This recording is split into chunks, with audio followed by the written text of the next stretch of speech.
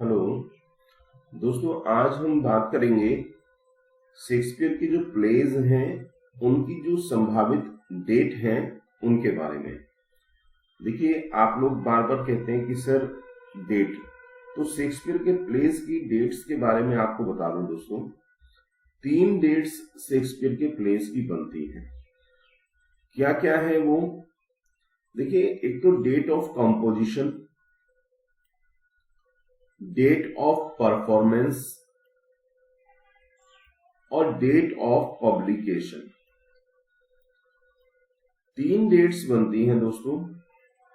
अब इन 3 डेट्स में क्या है दोस्तों, अगर पब्लिकेशन की बात करें तो पब्लिकेशन के रूप में 1623 में मैक्सिमम जो प्लेज हैं उनका पब्लिकेशन हुआ है हेमिंग और कॉन्डेल के द्वारा। अब बात आती है कि कंपोजिंग डेट। तो दोस्तों, कंपोजिंग डेट जो है वो किसी भी प्ले की एग्जैक्ट नहीं है। तीसरी बात आती है परफॉर्मिंग डेट। तो दोस्तों, परफॉर्मिंग डेट को ही एग्जैक्ट कंपोजिंग डेट लगभग माना गया है। अब आपको करना क्या है, ये जो आज मैं आपको डेट्स बता रहा हूं, इन डेट्स को आप 1 ईयर प्लस लेकर के चलिएगा।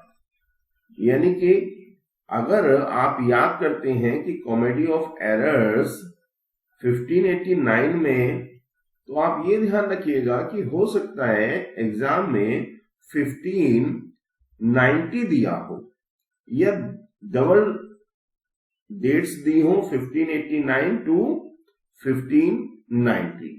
तो इस तरह से आप 1 प्लस करके इनको याद करिएगा। ये मैंने वो डेट्स यहां पर बताई हैं जो मैक्सिमम क्रिटिक्स ने जिसको अप्लाई किया है और माना है। तो आइए मैं एक बार सभी डेट्स आपको बहुत जल्दी से समझा देता हूं, बता देता हूं। देखिए, कॉमेडी ऑफ एरर्स को इनका पहला प्ले आप कह सकते हैं, हालांकि कुछ लोगों का इस पर अपवाद भी है। ये 1589 में। उसके बाद हिस्ट्री प्लेज जो है दोस्तों, वो हिस्ट्री प्लेज इन्होंने शुरुआत में लिखे हैं 1590 में। हेनरी 6 पार्ट 3, हेनरी 6 पार्ट 2 और 1591 में दोस्तों हेनरी 6 पार्ट 1। तो ये आप जरूर ध्यान रखें कि ये जो इनकी हेनरी वाले जो वर्क हैं उनकी जो अप्रोक्सीमेट डेट है दोस्तों वो 1590 से 1591 है। इसके बाद आता है रिचर्ड थर्ड। Richard third 1592। ये मैं आपको इसलिए भी बता रहा हूं क्योंकि एक क्रोनोलॉजिकल ऑर्डर का क्वेश्चन आपसे पूछा जा सकता है कि कौन सा वर्क किस वर्क के बाद है। तो वो इतना कंफ्यूजिंग नहीं होगा क्योंकि उसमें जो वर्क लिया होगा वो स्टार्टिंग और मिड और लास्ट का होगा, तो आपको उससे थोड़ा सा आसानी रहेगी उस क्वेश्चन को सॉल्व करने में। 1593 में दोस्तों टाइटस एंड्रोनिकस, ध्यान दीजिएगा, टाइटस एंड्रोनिकस को भी कुछ लोग इनका फर्स्ट वर्क कहते हैं 1593 में। साथ में टेमिंग ऑफ द श्रीयू 1593। तो अब एग्जाम की दृष्टि से आप इसे 1593 प्लस 1594 लेकर के चलिएगा। इस तरह से आप इनको 1 प्लस लेकर के चलें। 1594 में 2 gentleman of Verona, Romeo and Juliet, loves levers lost. दोस्तों ध्यान रखना, फिर से एक बार आपको बता रहा हूं कि जो डेट्स हैं उनमें बहुत ज्यादा डिस्क्रिमिनेशन है, अलग अलग है। किसी ने कुछ बताया है, किसी ने कुछ बताया है, लेकिन यहाँ पर जो मैं आपको डेट्स बता रहा हूं ये मैक्सिमम जो माना गया है वो ये डेट्स यहाँ पर मैंने बताई है। इसको भी आप 1 प्लस करके चलिएगा। 1595 midsummer night's dream, Richard second. 1596 king John, merchant of Venice. 1597 Henry 4 part 2, Henry 4 part one, part 1, part 2, 1597। इसके बाद आता है दोस्तों 1598, much ado about nothing, Henry fifth. ये एक सीरीज है जिसमें आपको इनके वर्क भी याद होने चाहिए। वर्क आज मैं आपको बताऊंगा कौन से वर्क इनकी हिस्ट्रीज हैं, कौन से इनकी कॉमेडीज हैं और कौन से इनके ट्रेजेडीज हैं। अभी एक प्रोक्सीमेट डेट आप जरूर याद कर लें। 1599 में जूलियस सीजर इंपॉर्टेंट है दोस्तों। कुछ लोग इसको 1600 में भी बताते हैं, तो ध्यान रखिएगा।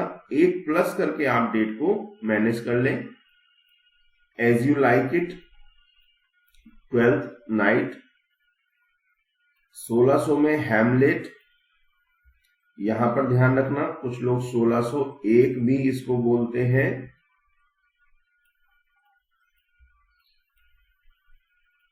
तो 1600, 1601 Hamlet. Merry wives of Windsor, 1601 में ट्रायलस एंड क्रीसेडा, 1602 में all well that ends well, 1604 में Othello, measure for measure, Othello और मेजर फॉर मेजर। इसके बाद 1605 में दोस्तों यहां पर ध्यान रखना कि 1605 और 1606, कुछ लोग मैकबेथ को 1605 में बताते हैं और किंग लियर को 1606 में बताते हैं। तो यहां पर भी आप 1 प्लस करके अगर चलेंगे तो बहुत ही अच्छा रहेगा। 1605 और 1606, यानी मैकबेथ और किंग लियर की जो डेट है वो आप 1605 या 1606 मान करके चले। देखिए कंफ्यूज मत होइएगा, ये आपको इसी तरह से याद करना है, यही तरीका इसका सबसे अच्छा है। 1606 में एंटोनी एंड क्लियोपेट्रा, 1607 में टिमोन ऑफ एथेंस, कैरियोलेनस और 1608 में पेरिकल्स। दोस्तों यही वो प्ले है जो फर्स्ट फोलियो में इंक्लूड नहीं किया गया था। 1608 में जो 37 प्ले हैं शेक्सपियर के, तो 37 प्ले में से एक प्ले को बाहर रखा गया था, वो था पेरिकल्स, और 36 प्ले जो हैं वो पब्लिश कराए गए थे दोस्तों। इसके बाद आता है 1609 में सिम्बेलाइन, 1610 विंटर्स टेल, 1611 टेम्पेस्ट। अब ध्यान दीजिएगा दोस्तों, ये जो टेम्पेस्ट वर्क है इसी को शेक्सपियर का लास्ट वर्क माना जाता है। 1611 का जो टेम्पेस्ट है, जो कि एक ड्रामेटिक रोमांस है, एक रोमांस है, तो उसको शेक्सपियर का लास्ट वर्क माना जाता है। और अगर बात करें हम हेनरी VIII की, तो दोस्तों ध्यान दीजिएगा, Henry VIII is an unfinished work by Shakespeare. यह शेक्सपियर का एक अनफिनिश्ड वर्क है। इसको फ्लेचर ने कंप्लीट किया था दोस्तों, ध्यान रखिएगा, फ्लेचर ने इसको कंप्लीट किया दोस्तों। तो Henry VIII is an unfinished work. तो ये एक प्रोक्सीमेट डेट है दोस्तों, इसको आप जरूर याद कर लें। क्रोनोलॉजिकल ऑर्डर के रूप में भी आपसे ये पूछा जा सकता है। तो वो क्वेश्चन किस तरह से पूछेंगे, अगर क्रोनोलॉजी देते हैं तो दोस्तों एक उठा लेंगे यहां से टेम्पेस्ट को, एक यहां से ले लेंगे मैकबेथ को, और उसके बाद हैमलेट को, और पूछेंगे कि इनको सही क्रम से लगाइए। तो देखिए इनमें इतना डिफरेंस है तो इनको हम मिक्स नहीं कर सकते। तो इसलिए ये आपको याद होना चाहिए कि हैमलेट के बाद ओथेलो आया है, मैकबेथ आया है, और लास्ट में जो है टेम्पेस्ट आया। तो ये क्रोनोलॉजी ऑर्डर आपको याद रखना है। मिलते हैं दोस्तों अगले वीडियो में। Thank you so much.